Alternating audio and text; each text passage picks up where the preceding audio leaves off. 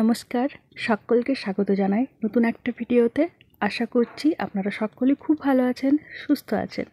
সকাল সকাল আমাদের সবথেকে বড় সদস্য লুকলোকানি খেলায় ব্যস্ত। কপাট কোণে ঢুকে চুপচাপ দাঁড়িয়ে আছে। ওর মা এসে ডাকতে ছুটে বেরিয়েছে। এখন আমি বাড়ি দিকে যাচ্ছি ফুল তুলতে। আজকে বৃহস্পতিবার, পুজো করব, তো ওই জন্য বাড়ি দিকে আমাদের ফুলের গাছ আছে, জবা ফুল, সাদা ফুল, সব ফুলের গাছ আছে টুকটাক আর কি। তো যেতে যেতে এখানে আমি একটা আওয়াজ পেয়েছি। ও বাবা, একটুখানি নুয়ে দেখি কিনা একটা বড় সাপ। একটুখানি সাপের দেখতে পেয়েছি, হলুদ রং, একেবারে হলুদ রং, আর কালো কালো ষাট ষাট দাগ। ব্যাস, ছুটে পালিয়ে এসছি। আর ওই ধারে পিষে দাঁড়ায়নি, জানেন তো, সাপটা অনেক বড়। আসলে সরসর সরসর আওয়াজ পেয়েছি, একটু নুয়ে দেখেছি, ব্যাস সাপ দেখতে পেয়ে গেছি, আর রক্ষা নেই। মানে জীবনটা হাতে নিয়ে ছুটে পালিয়ে এসেছি। ঘরের এই দিকটাতে দেখছিলাম যে প্রচুর পরিমাণে পাখি উড়ছে। কি পাখি প্রথমে বুঝতে পারিনি, তারপর ওই যে কোনটার ওইখানটায় দেখুন না কত পাখি উড়ছে, রাস্তার দিকেও উড়ছিল একটু আগে। তো এগুলো হচ্ছে বাদুড়। ওই জায়গাটাতে একটা পুকুর আছে, আর পুকুরের সাইডে অনেক গাছ আছে, সেই গাছগুলোতে থাকে এই বাদুড়গুলো। আজকে হয়তো কিছু তাড়াতাড়া করেছে, সেই জন্য উড়ে বেড়াচ্ছে মনে হয়, বলতে পারবো না ঠিক। এক ঝাঁক বাদুড় এই রাস্তা দিয়ে উড়ে গেল। যাই হোক, ওই দিকে আমাদের বাড়ির দিকে তো ফুল তুলতে পারলাম না, সাপ দেখে পালিয়ে এসেছি। পাশের একটা বাড়িতে এখানে ফুল রয়েছে, সাদা ফুল, তো এখান থেকে সাদা ফুল তুললাম। এই যে দেখতেই পাচ্ছেন সাইডে কাকিমাদের বাড়িটা, কাকিমাদের বাড়ির পেছনের দিকেই এই ফুল গাছটা রয়েছে। এটা লোকের ফুল গাছ। তো এইখান থেকেই কয়েকটা ফুল তুলে নিচ্ছি পুজোর জন্য। আজকে যদি মানে আনমনে যেতাম, আর সাপ যদি কোনো বিষধর সাপ হয়ে থাকে বা কিছু এসে যদি কামড়ে দিত, আমার অবস্থা আজকে খারাপ হয়ে যেত। ভাগ্যিস একটুখানি সচেতন হয়ে গেছিলাম। ওই দিকে গেলে আমি সবসময় সচেতন হয়েই যাই, কারণ সাইডে ঝোপটা রয়েছে, তো সাপ কোপ ঢুকে থাকতেই পারে। তো ফুল টুল তুলে আমি স্নান টান করে নিয়েছি। এখন স্নান টান করা হয়ে গেছে, তো চারিদিকে আলপনা দিচ্ছি আর কি, যে জায়গাগুলোয় আলপনা দিই। ঘর ভাঙা হয়ে যাওয়ার পর থেকেই তো আলপনা দেওয়ার জায়গা অনেক কম। যখন ঘর ভাঙা হচ্ছিল তখন তো আলপনা দেওয়ার জায়গা ছিল না বললেই চলে। তবে এখন আবারও বেশ কয়েক জায়গায় আলপনা দিচ্ছি। এইখানটায় বসে বসে আলপনা দিচ্ছিলাম, এত রোদ, আর সামনে একটা টোটো এসে দাঁড়িয়ে আছে, তাড়াহুড়ো করে আলপনা দিচ্ছি। সত্যি কথা বলতে একটু দেরি হয়ে গেছে। তো বৃহস্পতিবারে বিভিন্ন রকমের হাজারটা কাজ করতে করতে কখন যে বেলা গড়িয়ে চলে যায় বোঝা যায় না। তাই একটু তাড়াহুড়ো করে আলপনাটা দিয়ে তাড়াহুড়ো করে একটুখানি পুজোটা সেরে নেব, কারণ তারপরে আবার রান্না বান্না রয়েছে, তো রান্না বান্নাটা তাড়াতাড়ি করে করতে হবে। রান্না বান্নার ক্ষেত্রে তো দেরি করা চলবে না। তাই এই যে ঝটপট ঝটপট করে আলপনাটা একটুখানি দিয়ে নিচ্ছি।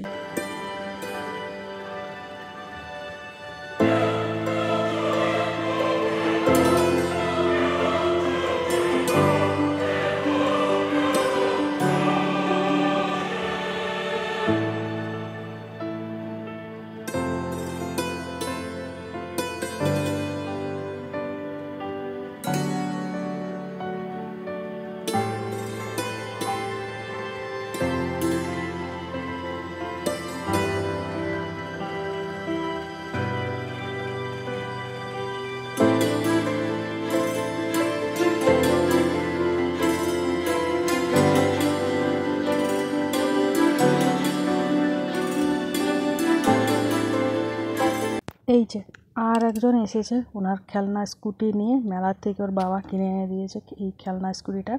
সেটা কিনে নিজে খেলবে কি, ও আবার এসে করে কুটুকে দিচ্ছে, বলছে কুটু তুই খেল, খেল না খেল, খেল না খেল করে চিৎকার করছে। এই যে একটা স্কুটি নিয়ে চলে এসেছে, বলছে খাঁচার ওই দরজাটা খুলে ভেতরে ঢুকিয়ে দেবো, তাও তুই খেল। আমি ওকে বারণ করছি, তো শোনে না কারো বারণ। কুটু খেলবে না তোর স্কুটি নিয়ে, পছন্দ হয়নি, পছন্দ হয়নি কুটুর। মার দিচ্ছে, কে কাকে মার দিচ্ছে? এই করতে করতেই হয়ে গেল বিকেলবেলা।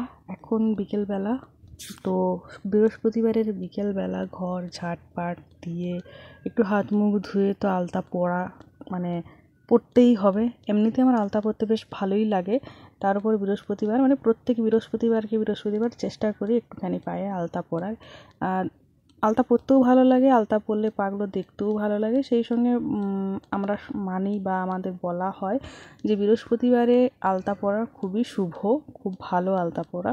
চেষ্টা করি, যেদিন সময় হয় না সেই দিন হয়তো করি না, তবে হাজার কাজের মধ্যেও সময় করে আলতাটা পরার একটুখানি চেষ্টা করি অবশ্য, মানে সময় বার করে নিই।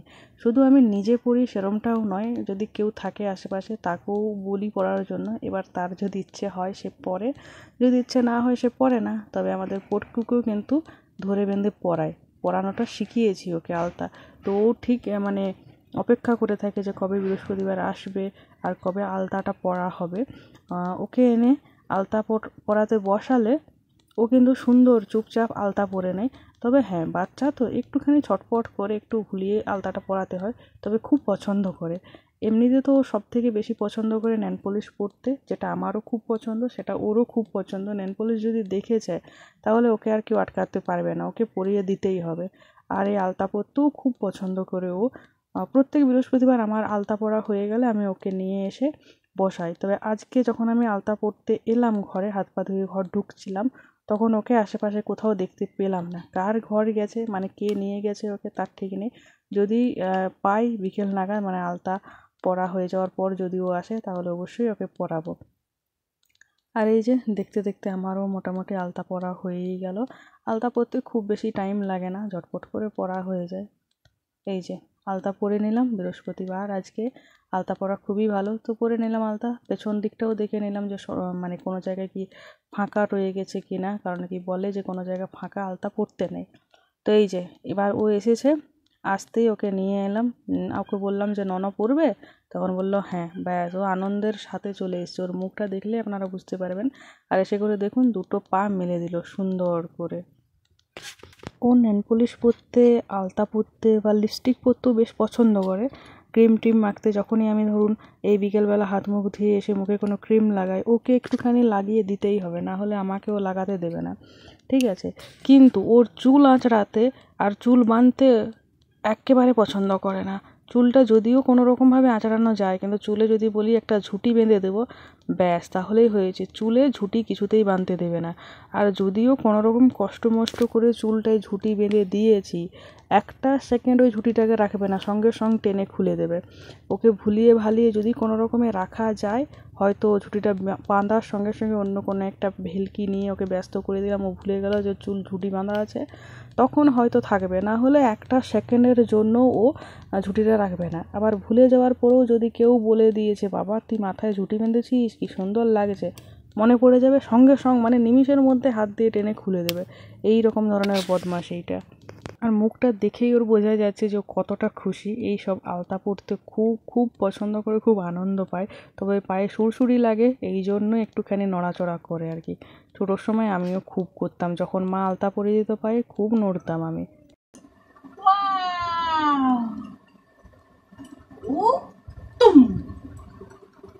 সুন্দর। এইবারটা দেখি, এবারে যত আলতা পরাতে যায় ওর পায়ে তো তত সুরসুরি লাগে, আর তত দেখুন না নড়ে চড়ে বেড়াচ্ছে। কোনো দিন এমন হয় যে ওর যেদিন প্রচুর ইচ্ছে থাকে সেই দিন একদম চুপচাপ বসে থাকবে, যখন সুরসুরি লাগবে তখন একটু নাড়াবে, কিন্তু এত নড়াচড়া করে না। আর ওর সাথে একটুখানি গল্প করে করে, একটু ভেক করে করে ওকে পড়াতে হয়, না হলে বাচ্চা তো কখন কোন দিকে মন চলে যায়। এখন এইখানে আছে, এখনই হয়তো বাইরে কারো গলার আওয়াজ পেয়ে তখন দেখবেন এক পা আলতা পরানো হয়েছে আর এক পায়ে হয়তো শুরু করেছি, ওই রকম অবস্থাতেই বেরিয়ে চলে গেছে, মানে বেরিয়ে যায় আর কি। আবার ধরে এনে তখন আলতা পরানো ওকে মুশকিল, তখন কিন্তু ও মানে বসতেই চায় না, কিছুতেই বসতে চাইবে না। ওইদিকে বটা করবো।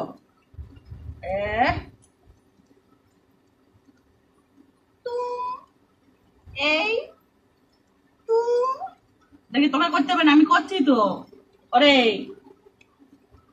শোন না, হ্যাঁ করছি করছি করছি, সব করবো সব করবো, সব সব সব।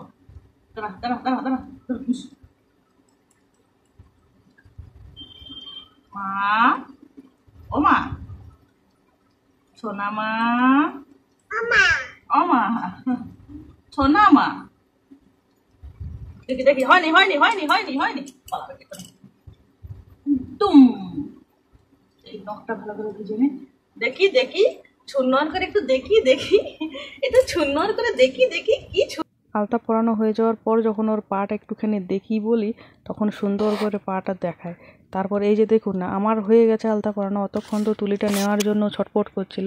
এখন যেই তুলিটা নামিয়ে রেখেছি অমনি ও কি করেছে, তুলিটা নিয়ে ওঠার জন্য মানে নিজে করবে, তার জন্য ওস্তাদি শুরু হয়ে গেছে। তো আমি বললাম যে চুলটা আঁচড়ে দিয়ে দে। তো ওই যে চুপ করে বসেছে, কিন্তু ওই তুলিটা নেবে, তুলিটা না নিয়ে ও রক্ষা নেই। তো আমি একটুখানি সরে গেছি আর তুলি নিয়ে পায়ে একদম ধ্যাড়পেড়া করে আলতা পরে নিয়েছে। মানে তুলিটা যেহেতু ভিজা থাকে, আলতা তো লেগেই থাকে। তো ব্যাস, ও কিন্তু প্রত্যেকবারই মানে এইরকমটা করে যে নিজে একটুখানি ওস্তাদি করবো, না হলে শান্তি নেই। এই যে আমি চুলটা আঁচড়ে ওকে একটুখানি দাঁড় করিয়ে চিরুনিটা রাখতে গেছি, ব্যাস তারই মধ্যে ও কিন্তু ঘটনা ঘটিয়ে ফেলেছে। হ্যাঁ, এই দেখুন না কেমন বদমাশিটা করে। এই দেখুন, নিজে নিয়ে আঁকি বুকি কাটা শুরু করেছে, আর মুখের হাসিটা দেখলেন, আনন্দে একেবারে আধখানা হয়ে গেছে। তো তারপরে ওর হাত থেকে সব ছাড়িয়ে নিয়ে রেখে দিলাম। তারপর কোলে নিয়ে ওকে এইখানে একটুখানি দেখাচ্ছিলাম যে দেখ কেমন হয়েছে। তো ব্যাস, আমি ওকে একটা হাম্পি দিলাম, ও আমাকে একটা দিয়ে দিল। তারপরে ও মানে এবারে বাইরে যাবে, বাইরে সকলের গলার আওয়াজ পাচ্ছে। তো বাইরে যাওয়ার জন্য ছটফট করছে, তার সাথে একটুখানি ভেক করছে, আর আমার হাত থেকে ফোনটা নেওয়ার জন্য উঠে পড়ে লেগেছে। তো ওকে এবার বাইরে দিয়ে দিলাম, আর আমি আসলাম ঘরে জল দিতে। কারণ এই সময় এই যে জল দিচ্ছি, এই দেওয়ালটা গতকালকে গাঁথা হয়েছে। তো এই দেওয়ালটা একেবারেও জল পায়নি, আজকে সকালেও জল দিইনি, তবে এখন এই যে জল দেওয়া শুরু করলাম। মানে একটুখানি রোদ পেয়ে শুকনো হয়ে যাক, তারপরে জল দেবো, এটাই ঠিক করে রেখেছিলাম। কারণ ভেজা থাকতে থাকতে যদি জল দিয়ে দিতাম, তাহলে ওই সিমেন্টগুলো না গলে গলে পড়ে যায়। তো এই যে এখন আমি এই ঘরে জল দিয়ে দিচ্ছি, চারিদিকে ভালো করে জল দিয়ে ভিজিয়ে দেবো। আর তারপরে আবার কালকে সকালে দেবো, সারা রাত যেন ভেজা থাকে। ঘর করার পর কাঁচা দেওয়াল যত ভেজা রাখা যায় ততটাই নাকি ঘরটা শক্ত হয়। তো এই জন্যই আমি একটুখানি বেশি বেশি করে জল দিয়ে দিচ্ছি। প্রত্যেক দিন সকাল বিকাল দুবেলা করে জল দেওয়া এখন আমার ডিউটির মধ্যে পড়েছে। কারণ বাবা বেশিরভাগ সময়টা কাজে থাকে, আমার শাশুড়ি মা এই সময় নেই। তো বাপের বাড়ি গেছে, আর ওইখান থেকে গেছে হচ্ছে ওই বদ্রীনাথ ধাম, না বদ্রীনাথ ধাম নয়, বৈদ্যনাথ ধাম। ঠিক আছে, আমি এইটা না বারবার ভুলে যাচ্ছি, বদ্রীনাথ আর বৈদ্যনাথ এই দুটোর মধ্যে আমি মানে কনফিউজ হয়ে যাচ্ছি যে আসল নামটা কি। যাই হোক, সেইখানে গেছে। তো এখন মোটামুটি বাড়িতে আমি বলতে গেলে একা। মানে বাবা দুপুরে বাড়িতে খায়, সকালবেলা কাজে চলে যায়, দুপুরবেলা বাড়িতে খায়, আবার হয়তো কোনো কোনো দিন দুপুরে খায়ও না। দুপুরে যেদিন চলে আসে তাড়াতাড়ি, সেদিন দুপুরে খায়, আর না হলে একবারে বিকেলে আসে। তো সারাদিন কাজ করে এসে ঘরে জল টল দেওয়া বাবার পক্ষে সম্ভব নয়, তাই আমি এগুলো করে নিই। সকালবেলা যেহেতু যেদিন বাবা কাজে চলে যায় সেই দিন তো একেবারেই জল দিতে পারে না, তবে বাবা যদি থাকে তখন বলি একটুখানি জল দিয়ে দাও। তো বাবাকে বলা মানে বাবা আবার ভালো করে জল দেয় না, বাবার 5 মিনিটের মধ্যে পুরো ঘরে জল দেওয়া হয়ে যায়, যেটা আমার একেবারেই পছন্দ হয় না। তাই আমি নিজেই জলটা দেওয়ার চেষ্টা করি সবসময়।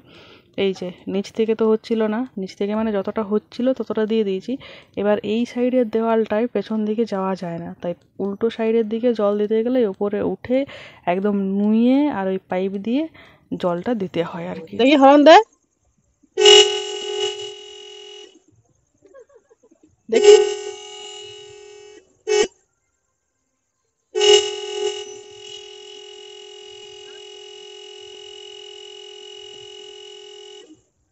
স্টার্ট কর দে গাড়িটা। ওই দেখি কি নাই।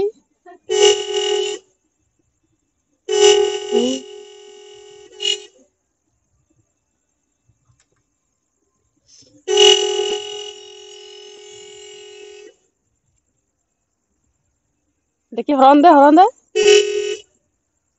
কি মজা পাইছে কি জানে। প্রত্যেক দিন সকালবেলা এরকম গাড়ির বিকট আওয়াজ শুরু হয়, কে হর্ন দেয় কে হর্ন দেয়, তখনও বলে যে আমাদের পটকু। তো আজকে সকালে দেখলাম না সত্যি সত্যি ও হর্ন দিচ্ছে। তো এখন এই যে দেখুন ওর বাবা এসছে, ওর বাবার গাড়িতে বসে পুরো চারিদিকে ওস্তাদি শুরু করে দিয়েছে। এত বদমাশ, এটা সব জায়গাতেই ওস্তাদি। হ্যাঁ, এখানে হর্ন দিচ্ছে, আর এই সময় আমি সাউন্ডটা অফ করে দিয়েছি, কারণ এখন একদম হর্নটা টিপেই রেখেছিল, আর বিকট আওয়াজ, কানে তালামালা একদম লেগে যাবে। আর দেখুন না, আনন্দে একেবারে আটখানা হয়ে গেছে। যাই হোক, আজকের এই ভিডিও এই পর্যন্তই থাকলো। কেমন লাগলো কমেন্টে জানাবেন।